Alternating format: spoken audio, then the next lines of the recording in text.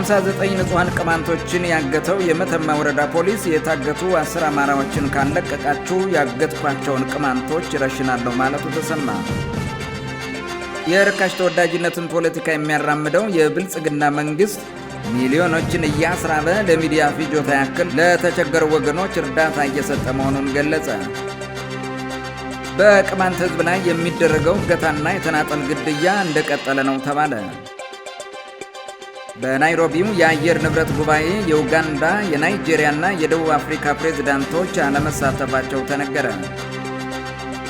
የተገኘውን ቀዳዳ ሁሉ ተጠቅማ ኢትዮጵያ ላይ ጫና ለማሳደር የምትሯሯጠው ግብጽ የአረብ ሊግ ከጎኔ ይቁምልኝ ስትል መማጸኗ ተሰማ። ሰላም ጤና ይስጥልን ውድ የጃኖ ቅማንት ሚዲያ ተከታታዮቻችን እንደምን ቆያችሁ? ይህ የጃኖ ቅማንት ሚዲያ የዘገባ ሰዓታችን ነው። አርዕስተ ዜናዎችን በማሰማት ጀምረናል። ወደ ዝርዝሩ እናልፋለን። አብራችን ቆዩ።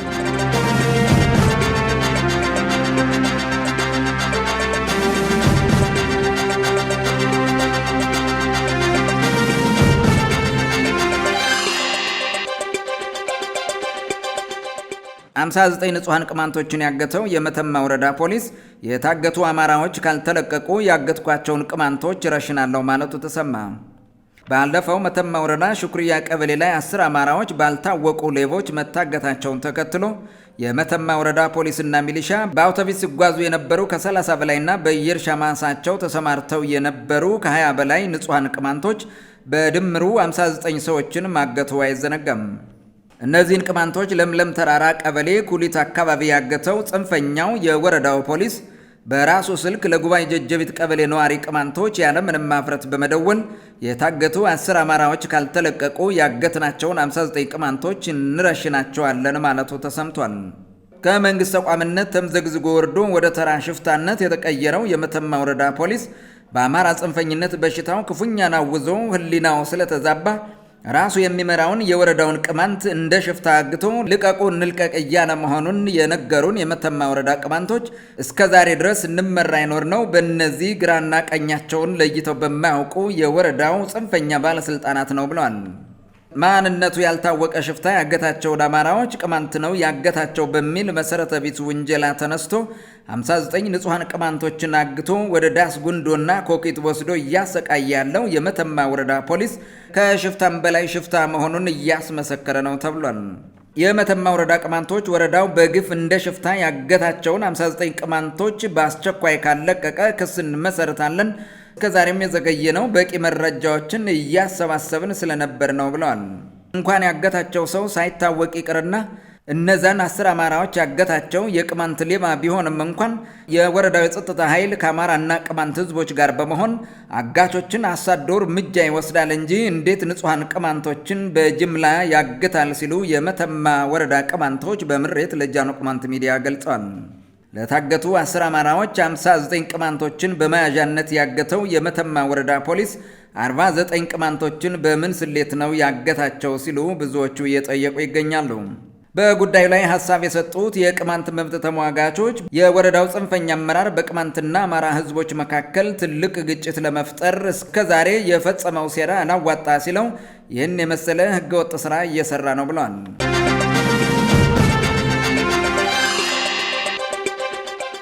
የርካሽ ተወዳጅነት ፖለቲካን የሚያራምደው የብልጽግና መንግስት ሚሊዮኖችን እያስራበ ለሚዲያ ፍጆታ ያክል ለተቸገሩ ወገኖች እርዳታ እየሰጠ መሆኑን ገለጸ። 6ቱን የጳጉሜ ቀናት የተለያዩ ስያሜዎችን ሰጥቼ ወደ ስራ ገብቻለሁ የሚለው የብልጽግና መንግስት የዛሬዋን ጳጉሜ 3 የበጎነት ቀን በሚል ሰይሞ አዲስ ዓመቱን በማስመልከት የተለያዩ ሸቀጣሸቀጦችን ለተረጂዎች እየሰጠ ይገኛል። በጉዳዩ ላይ አስተያየት የሚሰጡ በርካታ ወገኖች ብልጽግና ራሱ በፈጠረው አውዳሚ ጦርነት ለሀገር የሚተርፉ በሚሊዮን የሚቆጠሩ ወገኖችን አስርቦ የሰው እጅ እንዲያዩ ካደረገ በኋላ በጣት ለሚቆጠሩ ሰዎች እርዳታ እየሰጠ ፊቱን ለሚዲያ እያስመታ ርካሽ ተወዳጅነትን ለማግኘት እየጣረ ነው ሲሉ ይተቻሉ።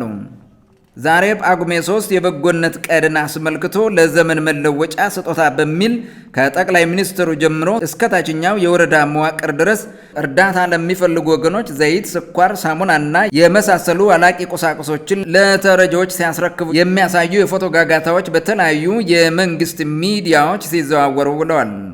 መንግስት ሀገርን በማረጋጋትና ለዜጎች የሥራ ዕድል በመፍጠር ህዝቡ ከተረጅነት ተላቆ ራሱን እንዲችል ማድረግ ሲገባው አምራቹን ኃይል ሳይቀር እርዳታ ጠባቂ አድርጎ ትውልዱን እያመከነ ነው የሚሉት ሀገራዊ ሁኔታው የሚያሳስባቸው ምሁራን በበኩላቸው የብልጽግና መንግስት ዋና ዓላማ በግልጽ ተጽፎ በአደባባይ ላይ አይውጣ እንጂ ህዝቡን በማደህየትና እርዳታ ጠባቂ በማድረግ ከዳቦ ውጪ ምንም አይነት ጥያቄ እንዳያነሳ ሽባ አድርጎ በማስቀመጥ ስልጣኑን ማራዘም ነው ሲሉ ገልጸዋል።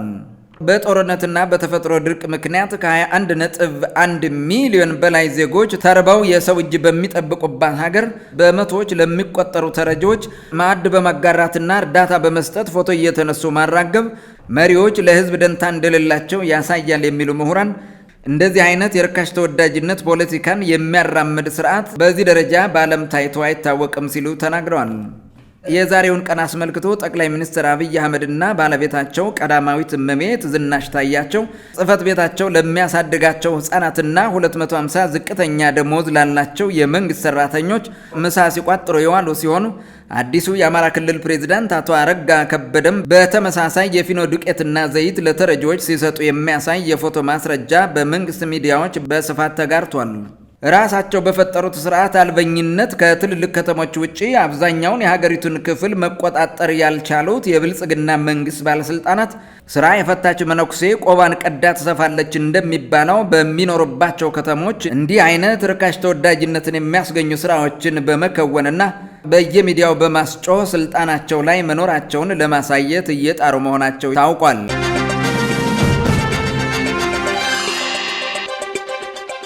በቅማንት ህዝብ ላይ የሚደረገው እገታና የተናጠል ግድያ እንደቀጠለ ነው ተባለ። በተለያዩ አካባቢዎች የሚኖሩ ቅማንቶች ላይ የሚደረገው እገታና የተናጠል ግድያ ዛሬም ተጠናክሮ መቀጠሉን የጎንደር ዙሪያና የቋራ ወረዳ ነዋሪ ቅማንቶች ለጃኖ ቅማንት ሚዲያ ተናግረዋል። በተደጋጋሚ የፋኖ ተናጠላዊ ግድያና ዝርፊያ ሰለባ የሆኑት የጎንደር ዙሪያ ወረዳ ነዋሪ ቅማንቶች ዛሬም ግድያው ተጠናክሮ ቀጥሏል። ባለፈው ጳጉሜ 1 ቀን 2015 ዓ.ም የማጫ ቀበሌ ነዋሪ የሆነው አቶ አለበል ፈጠነና የዳዋ ዳሞት ቀበሌ ነዋሪው አቶ መኩሪያው አየነው የተባሉ ቅማንቶች በፋኖ መገደላቸውን ገልጸዋል። በአካባቢው እንደ ልቡ የሚንቀሳቀሰው ፋኖ የተባለው ጽንፈኛ ታጣቂ በወረዳው የሚኖሩ ቅማንቶች ላይ የሚፈጽመው የተናጠል ግድያ ላለፉት 3 ዓመታት ተቋርጦ አያውቅም የሚሉት የጎንደር ዙሪያ ወረዳ ቅማንቶች ፋኖ በየመኖሪያ ሰፈራቸው እየመጣ ገንዘብ፣ ሞባይል፣ መሳሪያና እንስሳትን እየቀማ እንደሚወስድ ለጃኖ ቅማንት ሚዲያ ተናግረዋል።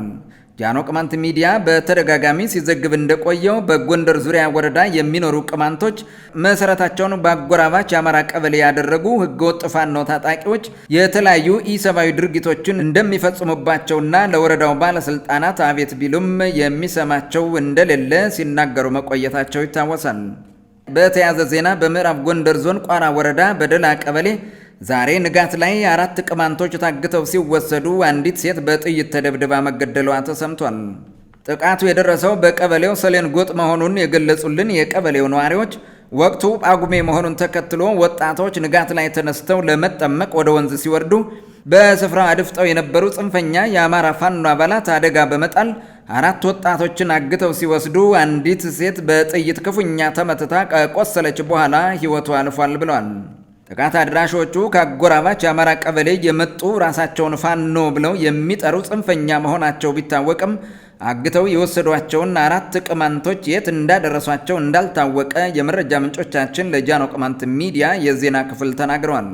በአማራና በቅማንት አዋሳኝ በሚገኙ ቀበሌዎች የሚኖሩ ቅማንቶች ራሳቸውን መከላከል ባለመቻላቸው ለተለያዩ ጥቃቶች የተጋለጡ ናቸው የሚሉት የቅማንት መብት ተሟጋቾች የሚመለከተው አካል ለችግሩ አፋጣኝ የመፍትሄ አቅጣጫ ሊያስቀምጥ ይገባል ብለዋል።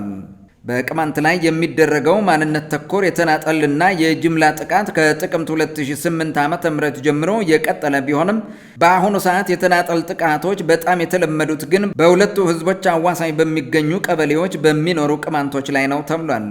የቋራና የመተማ ወረዳ ነዋሪዎች በጠቅላላ የጭልጋ ወረዳ ቆላማ ቀበሌዎችና የጎንደር ዙሪያ ወረዳ ቅማንት ቀበሌዎች በጠቅላላ ለከፍተኛ ተናጠላዊ ግድያ፣ እገታና ዝርፊያ እጅግ በጣም ተጋላጭ መሆናቸው ታውቋል።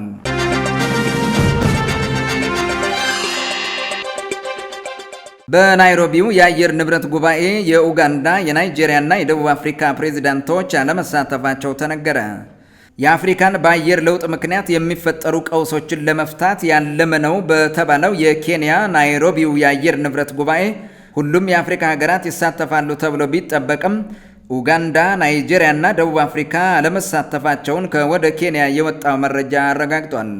ከኬንያ ባለስልጣናት የተገኙ መረጃዎች እንደገለጹት ከሆነ የኡጋንዳው ፕሬዝዳንት ሙሴቬኒ ለኬንያ በጻፉት ደብዳቤ በአሜሪካው የአየር ንብረት መልእክተኛ ጆን ኬሪ አስተማሪነት ስለ አየር ንብረት ችግርና መፍትሄው በስብሰባው አዳራሽ ተቀምጬ ልማር አልችልም፣ ምክንያቱም ዋና አየር በካይ ከሆነችው አሜሪካ ምን እማራለሁና ነው በስብሰባው የምታደመው በማለት በስብሰባው ላይ ሳይገኙ ቀርተዋል። ፕሬዚዳንት ሙሴቬኒ ያክለውም አፍሪካንና ደቡባዊውን የዓለማችን ክፍል መከራ ውስጥ የጣለውን የአየር ንብረት ለውጥ ከሚፈጥር ሀገር የመጣን ትምህርት በአንድ የመማሪያ ክፍል ውስጥ ቁጭ ብሎ መከታተል በራሱ አዋራጅ ነገር ነው ብለዋል። ፕሬዚዳንት ሙሴቬኒን በናይሮቢው የአየር ንብረት ጉባኤ እንዳይገኙ ያደረጋቸው ሌላው ምክንያት ደግሞ በሀገሪቱ በቅርቡ የወጣውን ጸረ ግብረ ሰዶም ሕግ በፊርማቸው ካጸደቁ በኋላ አሜሪካ በኡጋንዳ ላይ መነሳቷና የተለያዩ እርምጃዎችን መውሰድ መጀመሯ ነው ተብሏል። ኡጋንዳ ያጸደቀችውን አዲሱን የጸረ ግብረ ሰዶም ሕግ ተከትሎ የአሜሪካው ፕሬዝዳንት ጆ ባይደን የኡጋንዳ ውሳኔ አሳዛኝ ዓለም አቀፍ የሰብአዊ መብት ጥሰት ነው፣ ይህ ደግሞ የኡጋንዳን ሕዝብ የማይጠግብና ለሀገሪቱ ወሳኝ ምጣኔ ሀብት እድገት አስፈላጊ የሆኑ መልካም እድሎችን አደጋ ላይ የጣለ ነው ሲሉ መናገራቸው ይታወሳል። ሙሴቬኒ ለኬንያ በጻፉት ደብዳቤ አፍሪካ የማንም ሎሌ አይደለችም፣ ይልቁንም ለራሷ የሚጠቅማትንና የሚመስላትን ሁሉ የማድረግ ሙሉ መብት አላት በማለት የምዕራባውያኑን ተጽዕኖ ተቃውመውታል። የኬንያ ባለስልጣናት የናይጄሪያና የደቡብ አፍሪካ ፕሬዝዳንቶች ለምን በስብሰባው እንዳልተሳተፉም አብራርተዋል። ደቡብ አፍሪካ በስብሰባው ያልተሳተፈችው መሰረታዊ ምክንያት አንዳንድ አውሮፓውያን አጋሮቿ ሀገሪቱ ከድንጋይ ክስል ተጠቃሚነት ወጥታ ወደሚታደስ ኃይል እንድትሸጋገር እየፈጠሩ ያሉትን ጫና እየተቃወመች ስለሆነ ነው ተብሏል። እንደ መረጃ ምንጮቻችን ከሆነ ደቡብ አፍሪካ ከ80 በመቶ በላይ የኃይል ፍጆታዋን የምታገኘው ከድንጋይ ክሰል መሆኑ ታውቋል።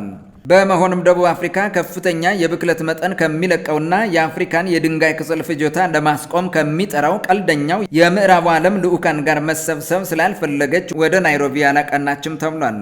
በአፍሪካ ቀዳማዊ የነዳጅ አምራች ሀገር የሆነችው ናይጄሪያ በበኩሏ ከአደገኛ አየር በካይ ሀገራት ከመጡ ሰዎች ጋር ተሰብስቤ የበይ ተመልካች መሆን አልፈልግም ማለቷ ታውቋል። በዓለም አቀፍ ደረጃ አየር በመበከል ቻይና፣ አሜሪካ፣ ህንድ፣ ሩሲያ፣ ጃፓን፣ ጀርመን፣ ኢራን፣ ደቡብ ኮሪያ፣ ሳውዲ አረቢያ እና ኢንዶኔዥያ በቅደም ተከተል የመጀመሪያ 10 ሀገራት መሆናቸው ይታወቃል። እንደ ዓለም አቀፉ የሜትሮሎጂ ድርጅት WMO ዘገባ በየዓመቱ 30 ጊጋቶን ካርቦን ዳይኦክሳይድ ወደ ዓለማችን ይለቀቃል። ከዚህም መካከል አፍሪካ 4 በመቶውን ብቻ እንደምትለቅ ታውቋል።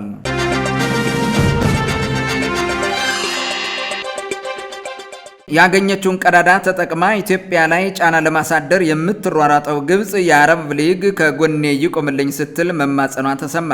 የህዳሴውን ግድብ ሙሉ በሙሉ በእጄ ካላስገባሁ ብላ ባገኘችው አጋጣሚ ሁሉ ኢትዮጵያ ላይ ጫና ለማሳደር የምትሯሯጠው ግብጽ የአረብ ሊግ ከጎኔ ቆሞ ኢትዮጵያን ይጫንልኝ ስትል በውጭ ጉዳይ ሚኒስትሯ በኩል ተማጽናለች። ከትላንት ወዲያ በግብጽ ካይሮ በተካሄደው የአረብ ሊግ ምክር ቤት 160ኛ የአረብ የውጭ ጉዳይ ሚኒስትሮች ስብሰባ ላይ የተገኙት የግብጽ የውጭ ጉዳይ ሚኒስትር ሳሜህ ሹክሪ የአረብ ሊግ መሪዎች በህዳሴው ግድብ ዙሪያ በኢትዮጵያ ላይ እያደረጉት ያለውን ጫና አጠናክረው እንዲቀጥሉ በአጽንኦት ጠይቀዋል። የውጭ ጉዳይ ሚኒስትሩ ተማጽኖ የመጣው ባለፈው ነሐሴ 27 እና 28 2023 ካይሮ ላይ በተካሄደው የህዳሴው ግድብ ስብሰባ የተሳተፈችው ኢትዮጵያ በውይይቱ የቀረቡ ቁልፍ ስምምነቶችን አልፈርምም ማለቷን ተከትሎ ነው ሲል ዘኒው አረብ የተሰኘው ሚዲያ ዘግሟል። የኢትዮጵያ የአንድዮሽ አካሄድ አልተቀየረም ያሉት የውጭ ጉዳይ ሚኒስትር ሹክሪ ሁኔታው ያስከተለውን ስጋትና አደጋ ለመፍታት ያለውን አንገብጋቢነት በመረዳት ግብጽ የአረብ ሊግ ድጋፍን አብዝታ ትሻለች ብለዋል። የግብፁ የውጭ ጉዳይ ሚኒስትር በንግግራቸው ግብጽ በአባይ ውሃ ላይ ያላትን መብትና ብሔራዊ ጥቅሟን የሚጠብቅ ሰላማዊ መፍትሄን ዓላማዋ አድርጋ እየተንቀሳቀሰች ነው ሲሉ ተደምጠዋል። ኢትዮጵያ በአሁኑ ሰዓት 4ኛውን ዙር የግድቡን ውሃ ሙሌት ያለ ምንም የሶስትዮሽ ስምምነት በራሷ እያካሄደች ትገኛለች ያሉት የግብፁ የውጭ ጉዳይ ሚኒስትር ኢትዮጵያ እስከዛሬ የወሰደቻቸውን መልካም እርምጃዎች መጥቀስ ሳይችሉ ቀርተዋል። ግብፅ ኢትዮጵያ እንድትፈርምላት የምትፈልገው ስምምነት የግድቡን ውሃ ሙሌት በ20 ዓመታት ከማራዘም ጀምሮ እያንዳንዷን የግድቡን አሰራርና ክዋኔ በቁጥጥሯ ስር የሚያደርግላትን የብልጣብልጥ ስምምነት መሆኑን የዘርፉ ኢትዮጵያውያን ምሁራን ይገልጻሉ። ግብፅ የኢትዮጵያን አፈር እየጠራረገ በመውሰድ አሸዋማ ምድሯን እያበለጸገ ጉሮሮዋን የሚሞላላትና የውሃ ፍጆታዋን በበቂ ሁኔታ የሚያረካላትን ከኢትዮጵያ የሚነሳው ጥቁር አባይ ዛሬም እንደ ድሮው ያለምንም ኢትዮጵያዊ ግድብ እንዲፈስላት ትፈልጋለች ተብሏል። በአባይ ወንዝ ላይ ያላትን ግላዊ ስግብግብ ፍላጎት ብቻ እንጂ ሌሎች የተፋሰሱ ሀገራት ያላቸውን ወንዙን የመጠቀም ድርሻዊ መብት ግምት ውስጥ ማስገባት የማትችለው ግብፅ የኢትዮጵያው ታላቁ የህዳሴ ግድብ የግብፅ የህልውና አደጋ ነው የሚል ጆሮ ጠላጅ ፕሮፓጋንዳዋን እያሰራጨች እንደምትገኝ የመረጃ ምንጮች ያሳያሉ። የኢትዮጵያ መንግስት በአባይ ወንዝ ላይ ከሚሰሩ ግድቦች በተጨማሪ በአባይ ገባሪ ወንዞች ላይ ልዩ ልዩ የመስኖና የኃይል ማመንጫ ግድቦችን በመስራትና የወንዙ ተፋሰስ በሚያካልላቸው የሀገሪቱ አካባቢዎች ዘመናዊ እርከኖችን በመገንባት የግብፅን አባይን በብቸኝነት የመጠቀም ቀቢጸ ተስፋ ማምከን ያስፈልጋል ሲሉ ፖለቲከኞች ይመክራሉ። የውስጥን ሰላም የተረጋጋ ለማድረግ ዲሞክራሲያዊ የመንግስት ስርዓት በመዘርጋት ሀገሪቱን በሁሉም ዘርፎች ማሳደግም የሁል ጊዜ ተቀናቃኝ የሆነችውን የግብፅን የፕሮፓጋንዳ ጉልበት ያሟሽሻል የሚሉ ወገኖች አልጠፉም። ውድ የጃኖ ቅማንት ሚዲያ ተከታታዮቻችን የዕለቱ ዘገባዎቻችን ይህን ይመስሉ ነበር። ደህና ቆዩ። ጃኖ ቅማንት ሚዲያ ከተመሰረተበት ሰኔ 30 ቀን 2013 ዓ.ም ጀምሮ ለድምፅ አልባ ህዝቦች ድምፅ እየሆነ ይገኛል። ጃኖ ቅማንት ሚዲያ አቅሙን በማጎልበት የሽፋን አድማሱን ለማሳደግ ጎፈንድሚ ከፍቷል። ውድ ተከታታዮቻችን፣ ወዳጆቻችንና ደጋፊዎቻችን የጭቁኖች ድምፅ የሆነውን ጃኖ ቅማንት ሚዲያን በመደገፍ ለድምፅ አልባ ህዝቦች ድምፅ በመሆን የበኩላችሁን እንድታበረክቱ እንጠይቃለን። የጎፈንድሚ ሊንኩን በፌስቡክ ገጻችንና በዩቲዩብ ቻናላችን ታገኙታላችሁ። ጃኖ ቅማንት ሚዲያን በመደገፍ ለጭቁኖች ድምፅ የሆነው ጃኖ ቅማንት ሚዲያ